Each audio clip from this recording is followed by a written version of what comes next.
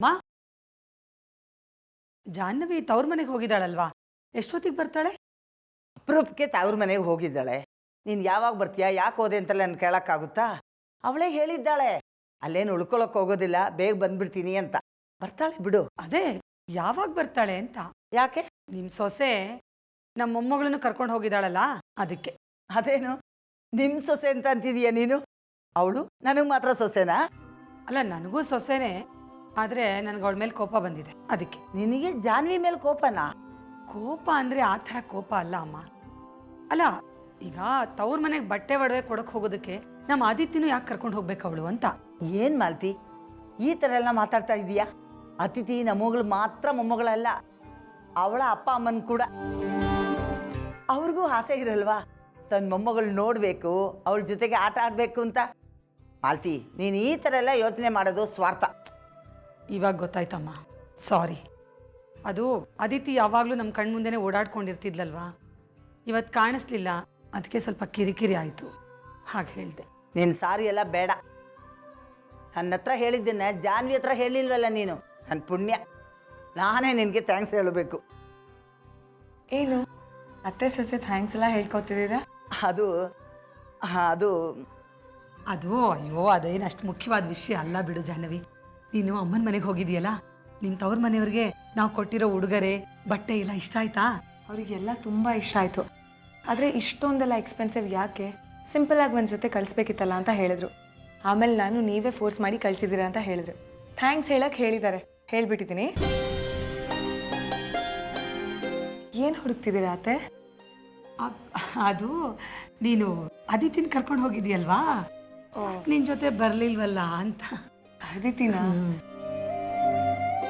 ತುಂಬ ದಿನ ಆದಮೇಲೆ ಅಪ್ಪನ ಮನೆಗೆ ಹೋಗಿದ್ನಲ್ಲ, ಅಪ್ಪ ಅವಳನ್ನ ಹೆಗ್ಲ ಮೇಲೆ ಕೂರಿಸ್ಕೊಂಡು ಊರೆಲ್ಲ ಸುತ್ತಾಡಿದ್ರು. ನಮ್ಮ ರವಿ ಕೂಸಿ ಮರಿ ಮಾಡ್ದ, ಅಮ್ಮ ಎಲ್ಲ ತಿಂಡಿ ಎಲ್ಲ ಮಾಡಿಕೊಟ್ಟಿದ್ರು.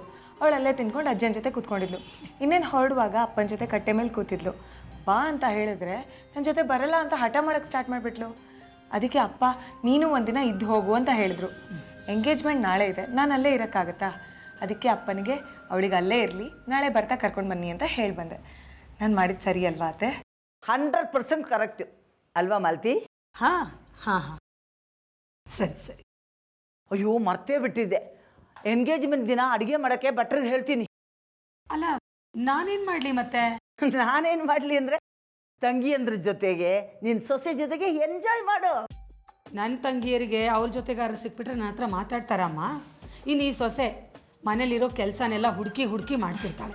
ಸಾಲದು ಅಂತ ಗಂಟೆಗೆ ಒಂದು ಸಾರಿ ಶ್ರೀಗೆ ಇಲ್ಲಾಗ್ತಿರೋ ವಿಷಯನೆಲ್ಲ ವರದಿ ಒಪ್ಪಿಸ್ತಾಳೆ.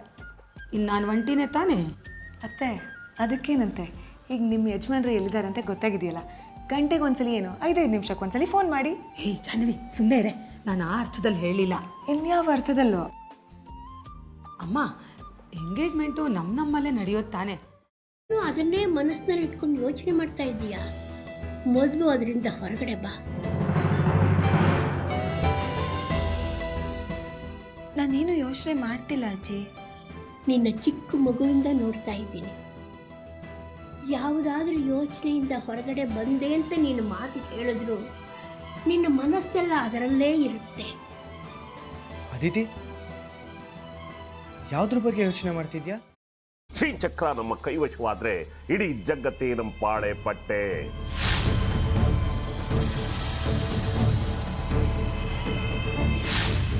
ನಾವಿದೀವಲ್ಲ, ನೀನ್ ಯಾಕೆ ಚಿಂತೆ? ನಮ್ಮ ಆಸೆಗಳೆಲ್ಲ ಪೂರೈಸುತ್ತೆ. ಅದಕ್ಕೆ ನಾನು ಹೇಳಿದ್ದು ನಮ್ಮ ಜೊತೆ ಕೈ ಜೋಡಿಸು ಅಂತ.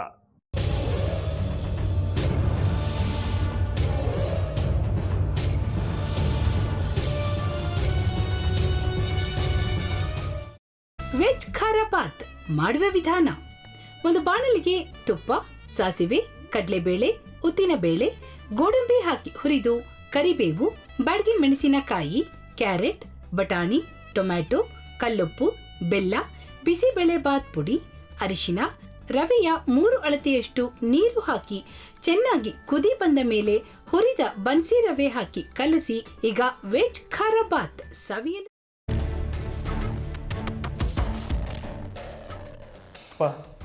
ಇಷ್ಟೋ ತನಕ ಡೆಲಿವರಿ ಆಗಿಲ್ಲ ಅಂದರೆ ಅಕ್ಕಂಗೆ ಏನಾದರೂ ಪ್ರಾಬ್ಲಮ್ ಇರ್ಬೋದಾ?